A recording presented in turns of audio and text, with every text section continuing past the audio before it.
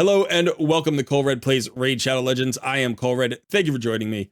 So today is Monday, and in this weekly preview video, we're going to be talking about the Clan Siege. This new game mode should be dropping in the near future, and I want to give you some of my thoughts on this new content. Plus, we want to review the free champion that's associated with Clan Siege. That is Authoratrix Lamasu. She is a free Void Legendary, sort of like Mithrala or Lydia, that you can get through gameplay. And so we're going to take a look at her kit, review her, see if she is good enough to inspire us to get really involved in Clan Siege. I mean, we should be excited about it anyway, but if you needed extra incentive, we'll talk about Authoratrix. In addition, I'm going to be giving you my no-fail weekly plan as I always do in the second half of the video. And there's some interesting tidbits there this week, especially some interactions with the summon pool events that are going on and the fragment event for the Packmaster. So if you are doing the current fusion event, you're going to want to stick around for the second half of this video because what's happening may affect your fusion plan. All right, there is a lot to cover today. I hope you're ready for it. Let's get started.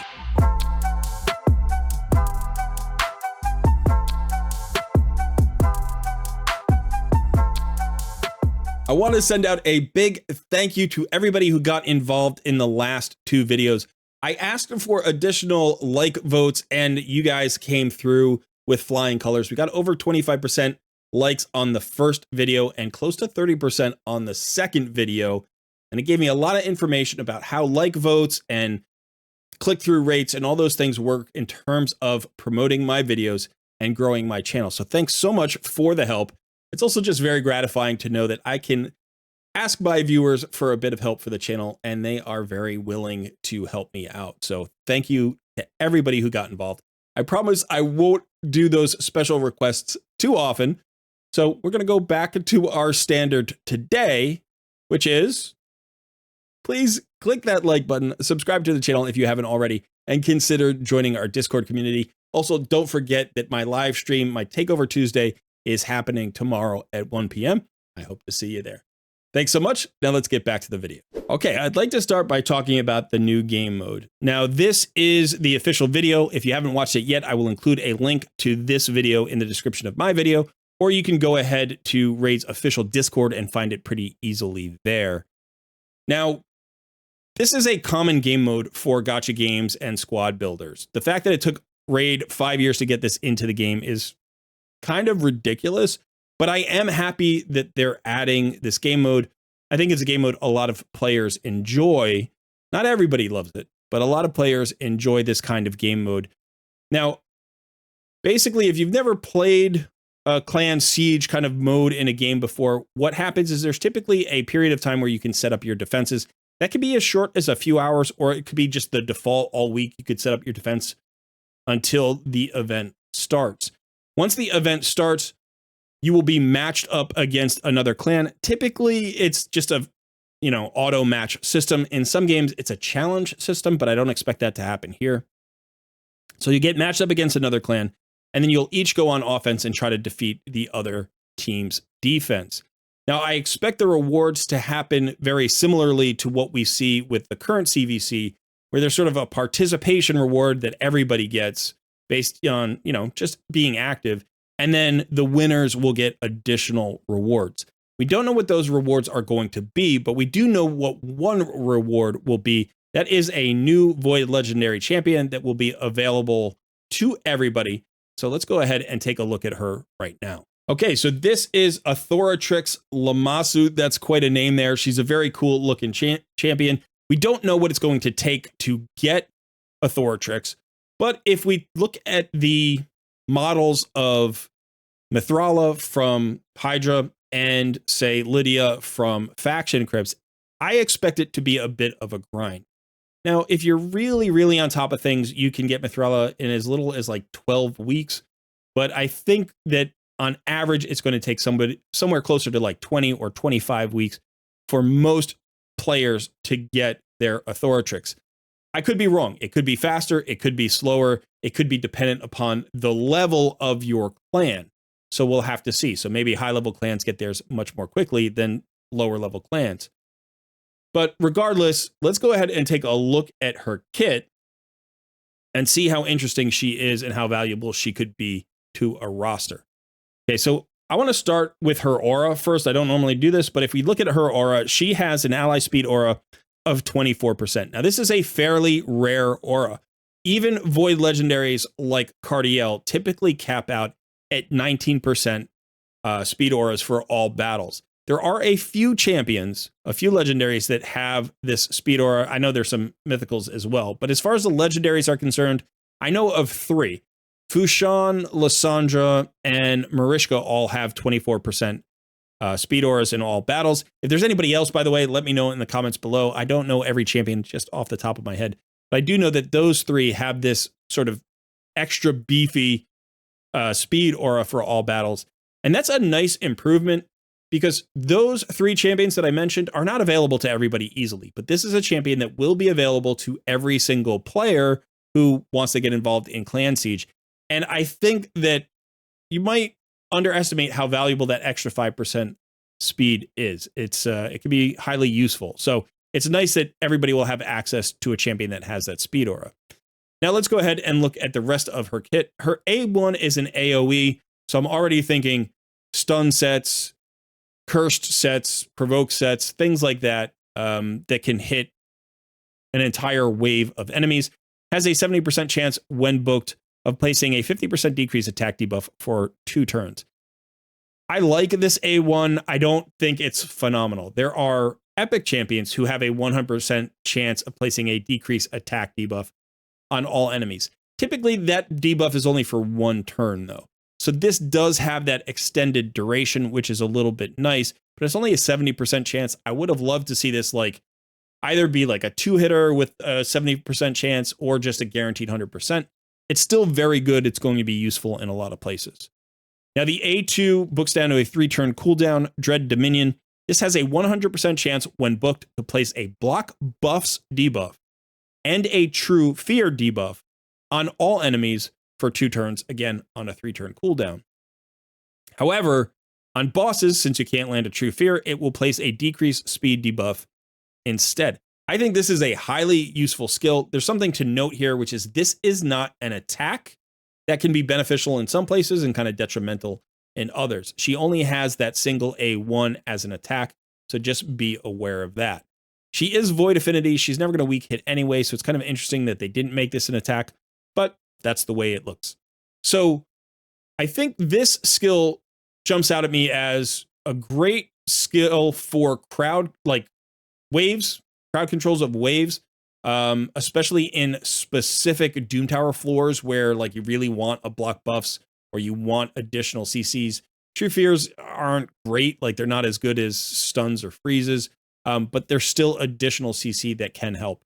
However, the second half definitely looks like a Hydra skill to me, right? An AoE, decreased speed, and block buffs. That's highly valuable in Hydra. That's 2 of the things that you need right there in addition to your Hex and Provoke. And again, you could put her in a cursed set, giving you 3, or in a provoke set, giving you 3 of the 4 things you need to basically handle, most of the heads in Hydra. You still need a way to handle the head of Torment, I guess. But she can handle, plus that decreased attack. That's going to help you with the head of Wrath. So decreased attack for the head of Wrath, block buffs for all of the heads, but the head of Mischief. Decreased speed for all of the heads, and potentially either provoke or hex as well. So highly usable for Hydra, maybe all the way up to Nightmare. Now let's take a look at her A3. This starts at a 6-turn cooldown, but does book down to 4 turns. This is a single target cleanse. You cannot cleanse her. And it places 2 intercept stacks on the target. Now, this is only the second champion we've seen with Intercept, the first being Vaultkeeper Wixwell. We know how powerful Intercept can be. It's basically like a block debuffs buff that works only for CCs, but it'll even block unblockable CCs. So that's pretty cool for some boss fights. It's pretty cool for some other places as well, potentially even for the new game mode itself, because that is a PvP area. This also fills the target ally's turn meter by 50% and resets the cooldowns of all other skills. This is going to be the big theory crafting component of the A3. A turn meter fill and a cooldown of all skills is highly valuable. We don't see that too frequently. So I expect the big brains in the community to find some really interesting team compositions and solutions based around that skill. Now, the only passive is Authority Manifest. This champion is immune to sheep debuffs, and that's basically only a PvP thing. Maybe, again, useful in the new game mode, but also considering, live arena and classic arena, where you get a lot of sheeps, this could be potentially valuable in PvP. Her kit doesn't scream PvP to me, but it's certainly versatile enough that you could get some value out of her in PvP content.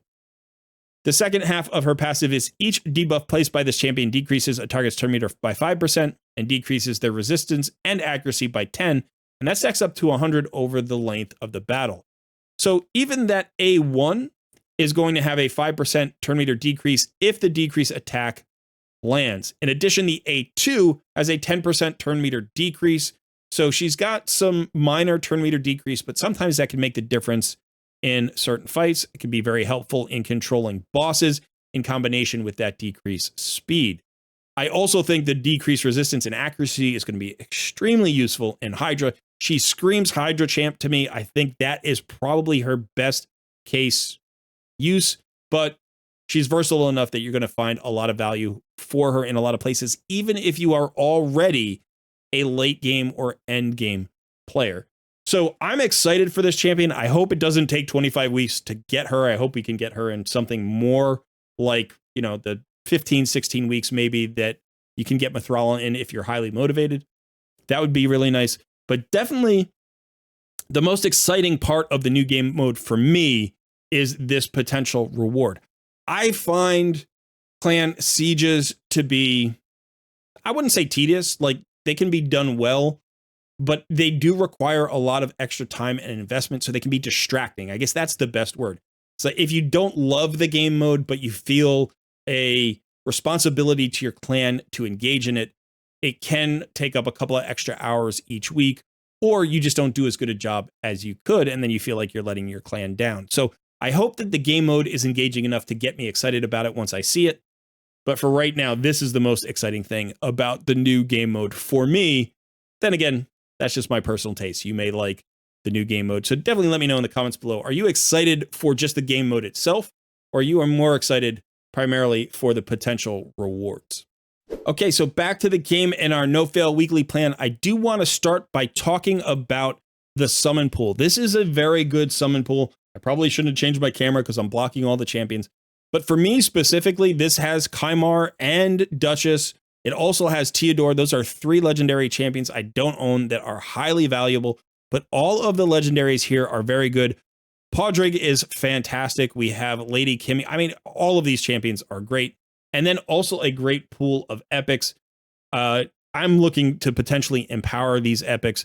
Stag Knight would be nice. Deacon Armstrong's down here. Ugo is great for Hydra Clan Boss. You've got Mordecai in case you need an AoE HP burner. Rector Drath, one of the best epic healers in the game. I mean, just the list goes on and on. So this is a great summon pool to go after. I will be trying to max out my pull. So I'm going to be going after all of the Prism shards in this particular pool event. Now I want to show you where those are coming from. Okay, so if we take a look at the calendar, you can see today is Monday the 8th. And we have a spider tournament that is not part of the fusion event. So if you're going for Packmaster, this doesn't necessarily help you directly. But I want to show you something. There is a Dungeon Divers event that starts tomorrow.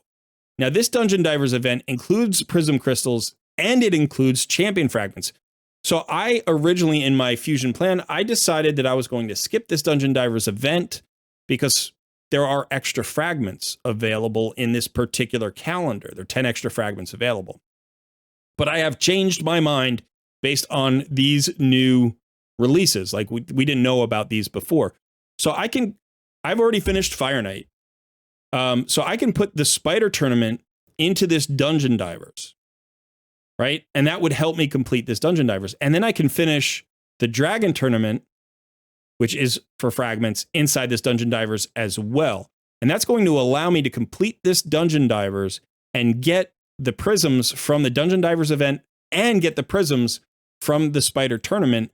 And it's not going to be a lot of wasted energy, because in order to complete this Dungeon Divers, normally you would have to go and put a bunch of extra energy into either the Fire Knight or the Dragon Tournament in order to complete that. Now, what that will do is probably allow me to skip the next Dungeon Divers event. You can see the one here that starts on Saturday, and skip the Spider Tournament at the end if I want to, or I can go for those 10 extra fragments for the extra silver, the rewards, and the High Mother mod pulls. So this gives me a lot of flexibility, and it lets me delay skipping fragments until the end of the tournament, where it's the safest to skip anyway. So I was originally going to take a couple of days off and not do much. The nice thing about the Spider Tournament, I have to say, is Spider Tournament is so fast. My Spider 20, I think, clears in like 11 seconds. Something. It's super fast, right? Maybe it's 15 seconds. Even my Spider 10 hard mode is only like a 30-second run. So this is going to be a very easy tournament to do for me, and the Dungeon Divers should be pretty easy as well. I will say, obviously, if you are earlier in the game than I am, or, you know, you're just like, if this is your first fusion, don't risk the fusion for these extra pulls. Like, don't do that. It's still not a bad idea to skip this Dungeon Divers event and, you know, save up your resources and then put the Dragon Tournament and the Spider Tournament into the Dungeon Divers 3 event here. That is still the most efficient way to complete this fusion if you are tight on resources. So don't let your, let your eyes get too big. Like, what's the saying? Don't bite off more than you can chew, I guess. Basically, like, your eyes are bigger than your stomach. I don't know what it is. But the idea is, don't get too ambitious, and in going for this extra stuff, ruin your chances to complete the fusion. Okay, so now it's finally time to get to our No Fail weekly plan. Let's go ahead and start with our timers. The clan quests are almost done. You've got just about 11 hours, probably less by the time you see this video, to get your clan quests in. So if you haven't picked them up already, you should. I still have one, it looks like, to clear. I think I've cleared the other ones this week. I'm getting better at this and doing it earlier in the week, but if you leave it to the last minute, you can still get some clan gold, help yourself in the shop, but simultaneously help your clan get XP. Speaking of the shop, remember that the end of this week's shop is in 12 hours as well, or 11 hours.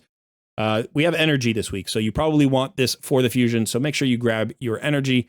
And if you have, maybe some skill tomes or something, or your champion fragments if you're still trying to collect those. Arena just reset last night. I did, in fact, get promoted, so I'm finally back to Silver 2. I've been as high as Silver 3, but I haven't been back to Silver 2 in like 3 months because I've been so busy that I keep forgetting to switch my defenses back and, get promoted.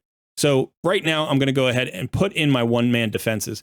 Speaking of one-man defenses, I see a lot of one-man defenses that are like stone skin UDKs. Like, why? What's the point of doing that? The reason to give a one-man defense is so that people can kill the fight quickly. Now, your UDK has no chance of winning. You're not going to solo my entire team. All you're going to do is make it take an extra 45 seconds, which is a pain in the butt. So please, don't put in level 60s, right? Don't even put in level 60s. Actually come in here to this screen. I like to go down and put in some level 50s, but you could put in 40s, whatever. I just do these 3 champions every week.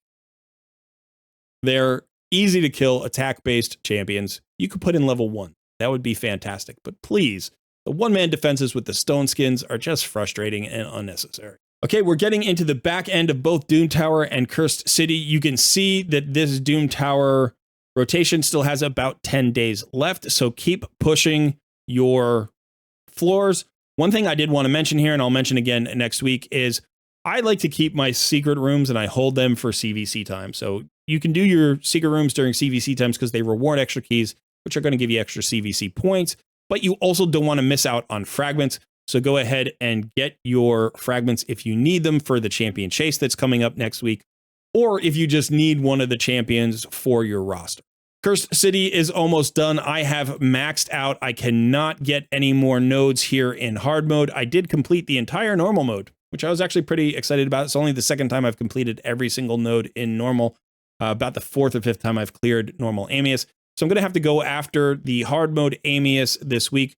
I think I've cleared him only once before. I don't know about this rotation if I'll be able to do it, but I'm going to give it a try. I've only got 17 hours left though, so this has got to be a focus for tonight, because by tomorrow I'm going to be doing my live stream. I'm going to forget all about it. So hopefully we'll be able to clear this later tonight. But just a reminder to you to get every last bit of resources you can get out of Cintranos before the reset. I did them out of order, but Hydra Clash is resetting in a day and a half. Again, there's always that 3 or 4 hour difference between the Hydra Clash reset and the key reset. For some reason, don't understand it. Still don't understand it. I haven't figured out a reason for that. If you could figure out a good reason that would actually help players for that gap, let me know. Because I have racked my brain and I've never been able to figure out a reason why those timers aren't matched. Like, it doesn't make any sense to me. Like, why would you specifically want to skip Hydra Clash? Is there a reason for that? Anyway, you can see I've done one of my keys this week, but I still have 2 more keys to go. Again, this takes several hours. So between Amius and the Hydra bosses, I'm going to have to be in-game actually actively playing for a while. So, you know, there's several hours over the next couple of days that I have to take care of. Start right away. Get as much of it out of the way tonight as you can so that tomorrow you're not doing too much. Just one last note here. There is a Tag Arena tournament that is going on. These are just random events that happen. They're almost never attached to any other event. But 3v3 is so easy to do. If you put in those one-man defenses, then everybody can come in here and get this reward track really easily just by using their normal keys every day. You know, you typically get like a 3 or 2.5 day tournament, and it's really easy to get these rewards. That's what those one-man defenses help you with. Also, collecting all those gold bars, you can go into the bazaar and get some rewards out of there. So, you know, it's worth doing this. It's worth putting in those one-man defenses and doing these tournaments. It literally doesn't hurt anybody. It's just free stuff. So that's one of the reasons why I put in those one-man defenses, because I want you to have free stuff. I want to get free stuff for myself. Let's help each other out. And don't forget to do these. I know that 3v3 can be really annoying, but that's that benefit of putting in those one-man defenses. You drop down into the red zone. You're up against everybody else with one-man defenses, and you can clear those out, get this tag tournament done and all of those resources for free. Okay, that was a longer video this week, but I hope you found the information helpful. Definitely let me know in the comments below. Again, if you like this new format, is it too long of a video? Would you like me to trim it back? A little bit hard to do when we have a lot of information to cover, but I hope you stuck around and I hope you had fun. All right, that is it for me this week. Thanks so much for hanging out. I have been Colred, and I will see you in another video soon.